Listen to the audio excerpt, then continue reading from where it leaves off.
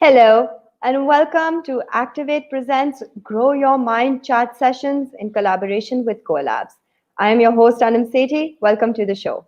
Now, today's theme is something that our mentor has chosen specifically for you because this is something she wanted to address. And I think it's something that is absolutely crucial, especially at this time where it feels that everything seems to be going wrong in our lives.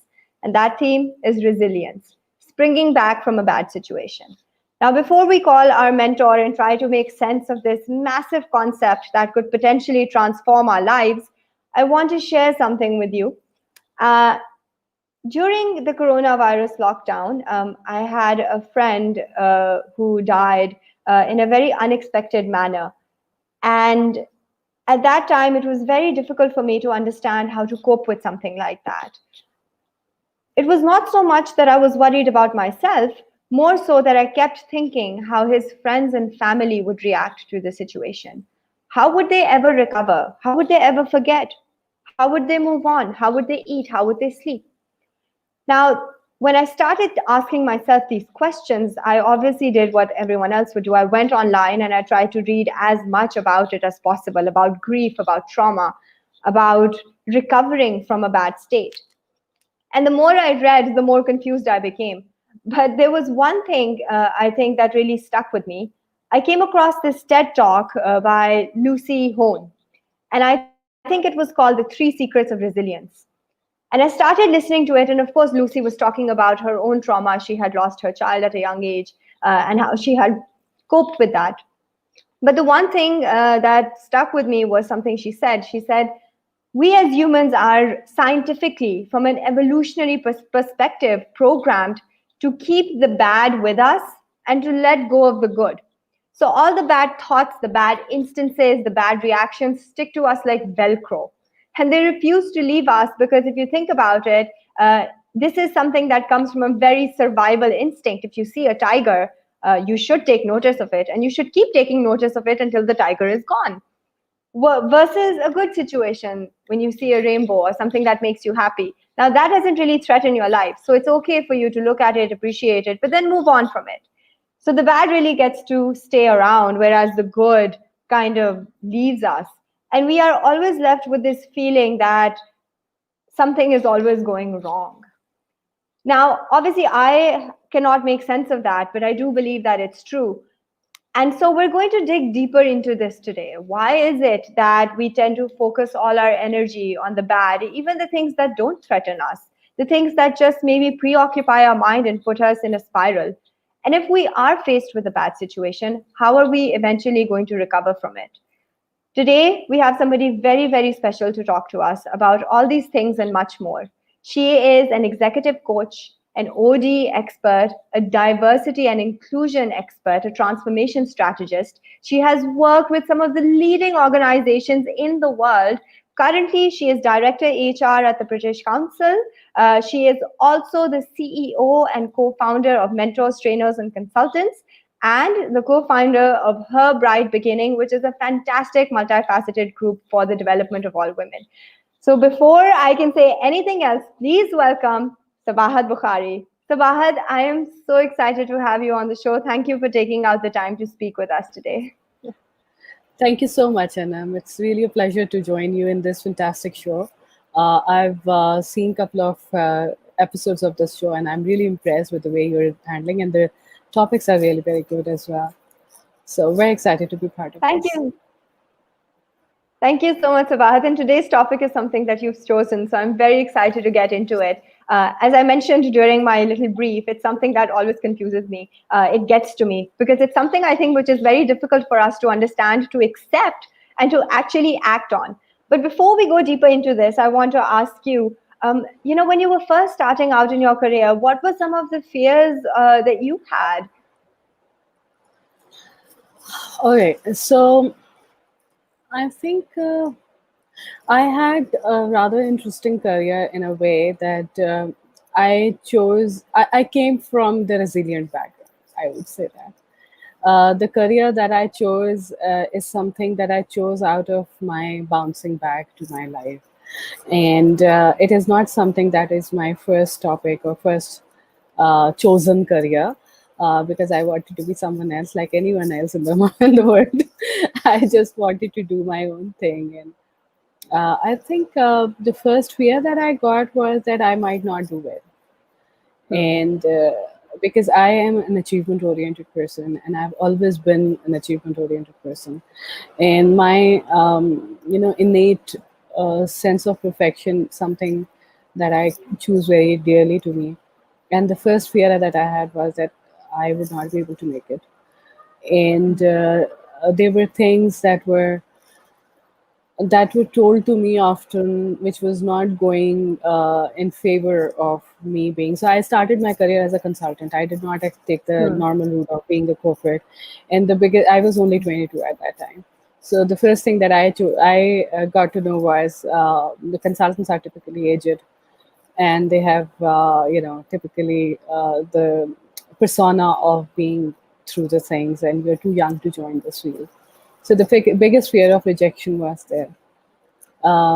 Also because I was of type of the person that if I do something, I have to do it well, otherwise I don't do it. So this was something that was very much in my face, and I was thinking in a way that, okay, so I have changed the field that I wanted to be in, and now if I don't be in the field, perfect in the field that I am put Hmm. into, or again, this is also a chosen field, but it's not the first choice. So That's okay. I think we're going to get Sabahat back in a minute. Just to recap what she said so so far. Oh, there we have. We have you you know, back. thinking about it, this fear is something that keeps me moving. I Hmm. would put it this. So definitely. So perfection and this fear of, I guess, falling through the cracks or not being able to perform at the level you know you can do, can sometimes prevent us from making decisions. And you've just mentioned how you have been able to take that and turn it into something that stimulates you, that pushes you forward, uh, that goes ahead. So Sabahat, tell us, how do we make that transition there? How do we convert a fear that we have, something that can stop us from moving on, into something that can ignite us to move forward? How do we make that change? I think if we try too hard, we will not be able to do it. You know, Hmm. it's not like a trampoline. One time you're up, one time you're down. It's Yeah. it's a constant struggle. It's like you're climbing the mountain. You'll be tired. You'll be scared. Um, you would be thinking that I will not make it to the top, but Hmm. still you keep moving. And that you keep moving despite all the adversities. You keep moving with all your heart, with the fear, with the failure, hold dearly to you as well, because those failures are yours as much as your successes are yours too.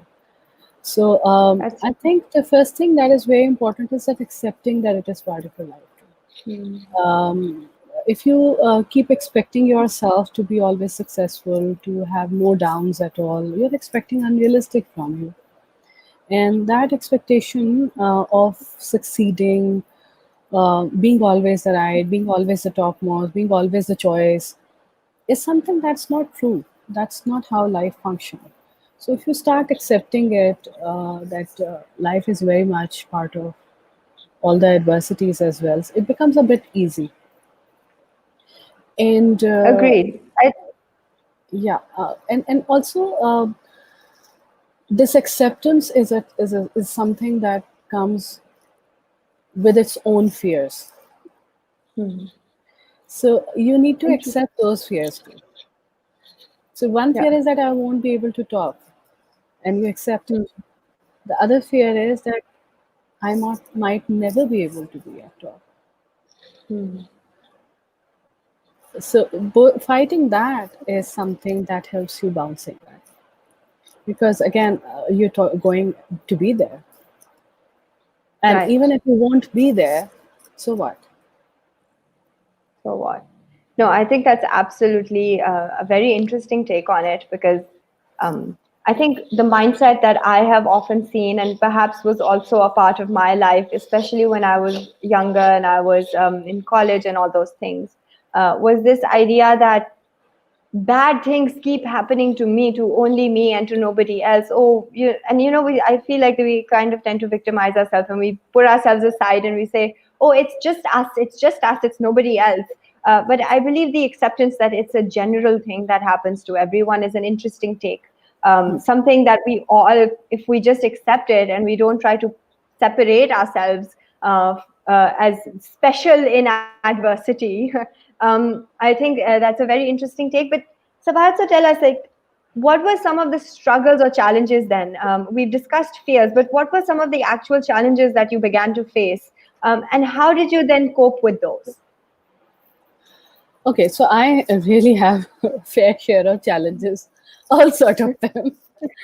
Or probably I choose to be like that. That I take it. I don't take it easy, uh, and that's I think that I keep changing into myself as well. But challenging, starting from the discrimination to extreme bullying to not being able to make it to the point where I wanted to be, to be taken seriously, Hmm. to be taken who I am rather than becoming someone else. These are all the challenges, and starting off at a younger age was a bit of an advantage in the face of these Hmm. challenges because I had the physical strength, I had the energy, I had that, um, you know, you're a bit crazy. You want to do something. I'm sure if I would be starting off at age of 40, I would not be able to do it, right? But when you're young, you're crazy, you're just there, you just want to see everything, Hmm. you just want to fight everything as well. Hmm. So I think starting off early was a major support for me, but challenges were there, especially when I started off. There was not much of a young female consultant concept. It Hmm. was old Dadiwala Buddha concept. I'm sorry, but that's how it is. I, I was told in one of the session, "Oh, she is half our age. We are not going to study from her." I was teaching at that time, and I was like, it was an evening class. I was teaching. I was just 18 at that time, and I was teaching computer skills. Uh, and I don't know why I was teaching that, but I was just teaching it. So I was just told up on trace in the class, I won't be taking any class from the person who is half my age, but Hmm. I made friends with them. And I ended up teaching them. Ended up giving them so much respect that they accepted it. So that's how it is. I mean, people will tell you things. People will say you things. All sort of challenges would be there. Now, it doesn't come easy to anyone per se. Hmm. Those who say it comes easy to them, even for them, it doesn't come easy because their set of challenges are different. And we can't, everyone has those challenges. It's part of life. But in the end, it's all worth it because you let the Absolutely. life live through you, you know. Um, That's a very beautiful sentiment. So you let the life live through you. So Sabahat, while life happens and everybody, I guess, like you said, has a fair share of adversity to face, can you share an instance or a moment in your life that really broke you down and how you kind of recovered from that? I think it's pretty awful when you lose your loved ones, and at a Hmm. time when you are making major changes in your life, and life is happening around, and you are holding on to your loved ones. I think that's something that broke me down. Hmm. Uh, my father died when I was changing my career, and he was the biggest support that I had. And my coping mechanism is that I don't make a mess of things for coping. Hmm. I sort of try to put everything in its place when I'm stressed or when I'm in anxiety. So Hmm. my first reaction was not, crying it out. My first reaction was to comfort everyone around me. So it took me quite a Hmm. while without knowing that I'm going through the stress. I'm going through the post-traumatic, experience, and that was one thing. What pulled me through to this was, I think, a lot of my inner connection to the fact that um, I've been very fortunate to have been with my father. Hmm. And that inner strength that he always gave me, I never knew that it is there. But when he wasn't there, it actually helped me pull in. And that was, I think, a moment of, aha, so I have it, you know. Uh, Everyone used to think that I'm very weak. I was a ladla of the family. Yeah, and I was the youngest one, so everyone was think that, oh, don't take her through this. Everyone naturally was very protective of me. But Hmm. when such incidents happen, then you get to know your that side, you know. Uh, Hmm. so I discovered then, let's say in 2004, that I'm quite a strong person. How lovely. Thank you Yeah. for sharing something so personal with us. It's actually, like I said, when it comes to losing a loved one, it's always such a daunting thing to imagine it happening to you. I think it scares me. The idea scares me, and to see that you have gone through it and recovered from that uh, is actually quite inspiring. So then, let me ask you, Sabahat, if we were to really break this whole thing down, what is resilience? How do you define it? How do you make sense of it? Uh, you would say, you would hear a lot of many people saying that it is bouncing back. Hmm. Um, I'd say that it's going through, Hmm. and going through bravely, you know, going through knowing that it is breaking you and Hmm. still fighting it, still being in it. And All right, that's we'll have Sabahat back. There we go. yeah, yeah. So, when you're going through, you get to have that bag of Hmm. certain elements in you, which you probably don't know that you have, but it keeps coming to you. And that bag of things, I say, is your character, Hmm. your connection to your inner self, and your competence to be in that moment. Because Yeah. when you're thinking of resilience as a bouncing back only, it means that you are allowing yourself to go down as much as you can, Hmm. you know. And if you are allowing yourself to go down and down as much as it is there, Hmm. it is required, then going through that downfall is the most important part, because the way Right. you go down will decide how much you will bounce back. How much you break down is something that will give you how much you will collect. Hmm. So probably that's something how I feel the resilience is. Like putting Sabahat. together your downfall planfully. Yeah. I will say that is somewhat of a revolutionary idea to me, and I'm digesting it right now as I'm hearing it, because it kind of shakes you up. If Yeah, you're it not, does. if you're letting, yeah, it's a difficult thing to understand, because if you're letting life live through you, which are your words, and you've just said those, rather than when you go online and you search resilient, everybody talks about bouncing back, springing back, uh, going into something bad and then coming out of it. But like you said, if you just let it flow through you, but that seems like a very difficult thing to do, actually. My first reaction is, that sounds tough. And how can Yes. I, um, separate myself from this idea of springing up and down, which is what usually I feel happens, and perhaps maybe our audience also feels happens to them, that they're put into a bad situation and they come out of it strong. And this is what has happened in all the Disney movies as well, right? Somebody goes into a bad situation and then they come out of it. There's never ever really been an understanding that life is happening to you and you are constantly sort of living through it, reacting to it. So then, if resilience is something so difficult or tough, seemingly tough, obviously, to people who don't understand your concept of it, then how can we adopt it? It is there in you. You are a human being. It is in there. It is one of your identity. Human beings are made to be resilient. Human beings are not made to hold on to the bad experiences only. You see, every religion has focused on something at the end of the tunnel. Have you focused that? Have you noticed it?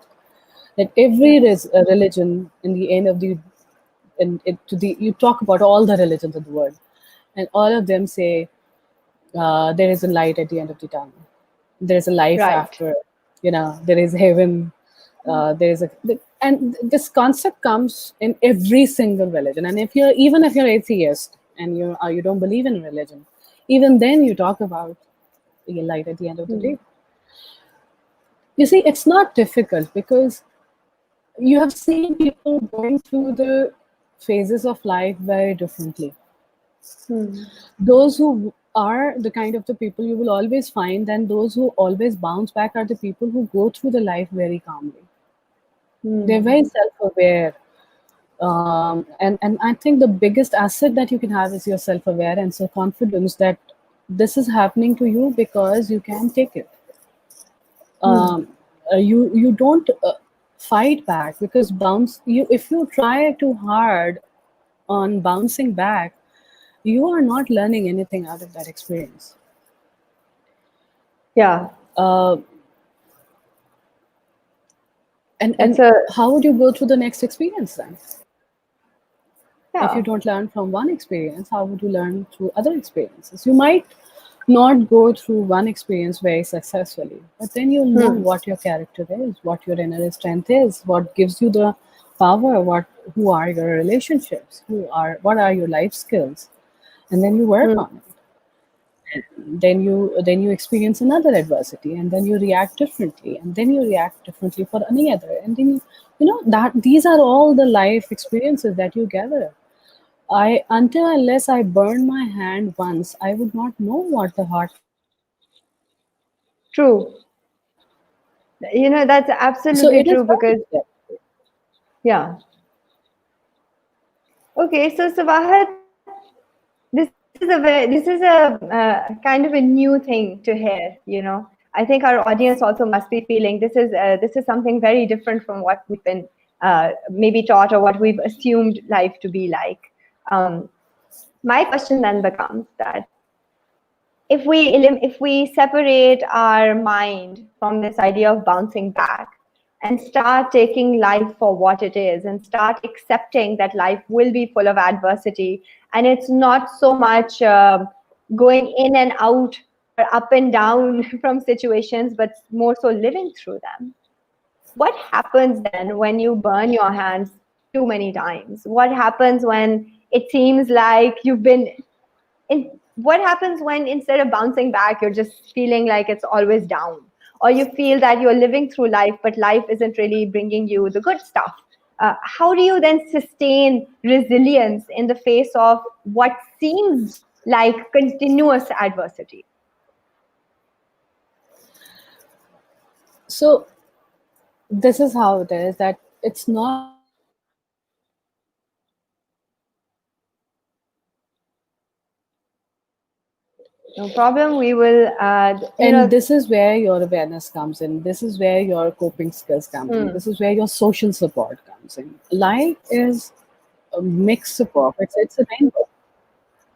right. Yeah, Absolutely. it's a mix. You will have the ups and you will have the downs. If you keeps on focusing on up and expect that there is no down, then you will break down badly when the downs come. And you will go, and you must have noticed so many people who go just out of themselves when they go out. They become Yeah. arrogant, they become socially distant, they become emotionally unregulated, they lose their self-esteem, they become egoistic Yeah. because they think that up is because of them and down is never coming to them. Interesting. uh, Yeah. but if you feel that life is also about them, and you don't focus on the downs, but you don't always focus on the ups as well. You focus on how you regulate yourself in your ups and in your down. You don't lose yourself. um, Hmm. you develop your social support. You see, resilience is nothing without social support. Hmm. You are a human being consisting of relationships, and your Right. relationships define how much your coping skills would be. I know, for example, when my daughter got hit on head, and it was the injury on her birthday. It was most traumatic experience I had as a mother, Hmm. and I still remember. I still am having the goosebump about it. I was taking her in my lap, and it was Chand Raat, and there was no open ways available. It was all congested, the usual Chand Raat of Lahore, and out about in around 12 in the night. And she was in my lap, and I was just running uh, from Y Block Market to National Hospital because all the roads were closed.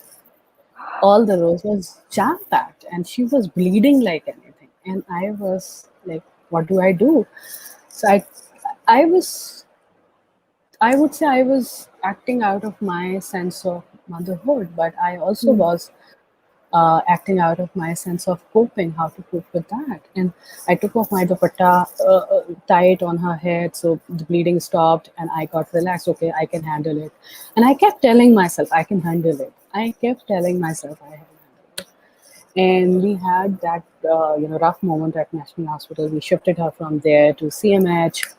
In the night, it was very difficult as well. But my mind, I was. Now I can think back, and I can break it down to, the steps that I took, that I was passing on constantly. I was passing on instructions.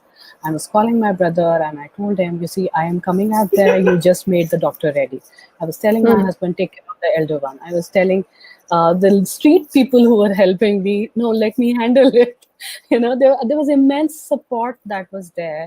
And I really appreciate the Pakistanis, the Lahori emotion that I felt that day. There were so many people for me to help.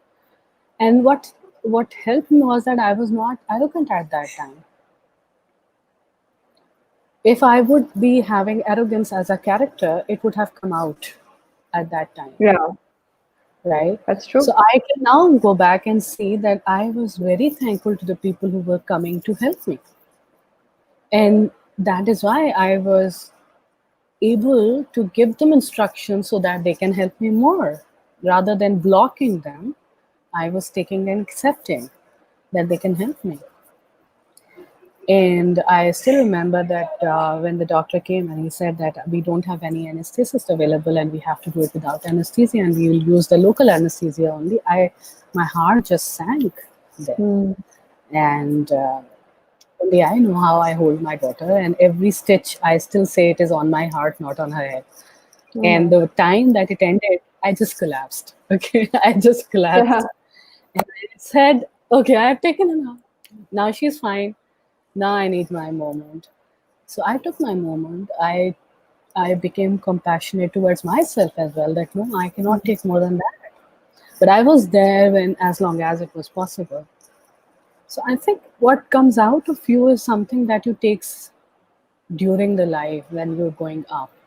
Hmm.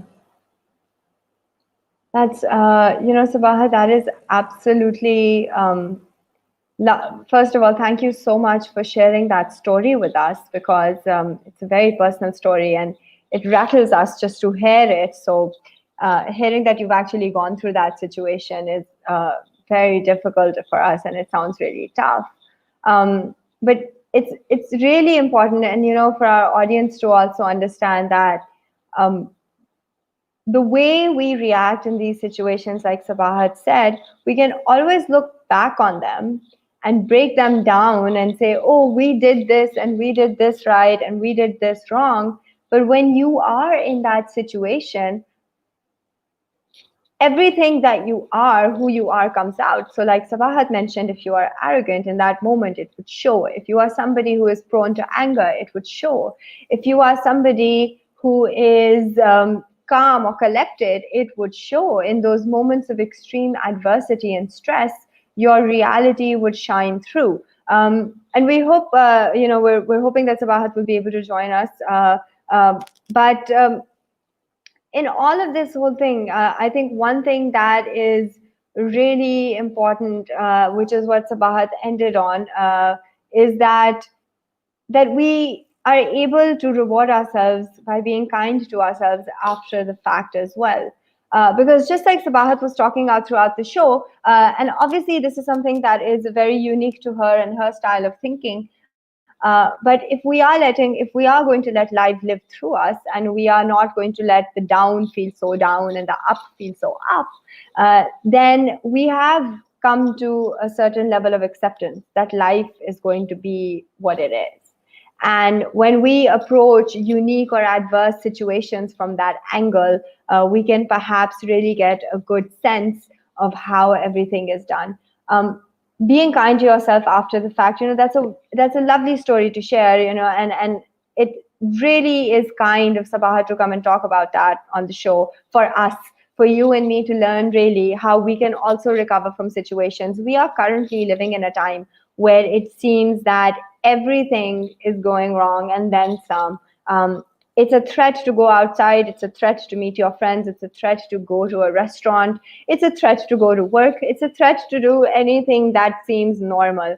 And in all of these threats, there are the regular threats, the adversities of life that come along. People leave us.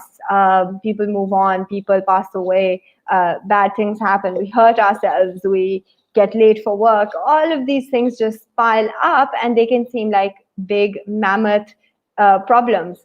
And it can really keep us on the lower end of bouncing back. I think that if we have learned something from our journey and our talk with Sabahat and from Sabahat's story, is that acceptance perhaps might be the key to letting life live through us rather than us letting life bring us up and down as it likes.